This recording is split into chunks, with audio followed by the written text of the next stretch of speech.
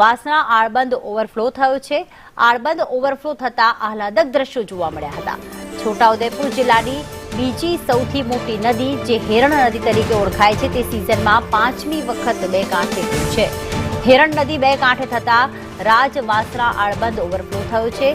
રાજવાસણા આળબંધ overflow થતા આહલાદક દ્રશ્યો જોવા મળી રહ્યા છે।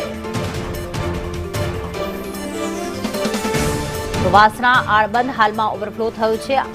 આળબંધ ઓવરફ્લો થતા આહલાદક દ્રશ્યો અત્યારે જોવા મળી રહ્યા છે।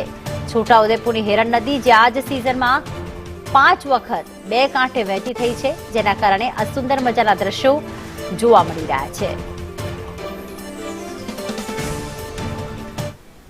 તો જૂનાગઢના સ્ટેન્ડિંગ કમિટીના પૂર્વ ચેરમેન પીધેલા ઝડપાયા છે। સ્ટેન્ડિંગ કમિટીના ચેરમેન રાજેશ ધુલેશિયા ઝડપાયા।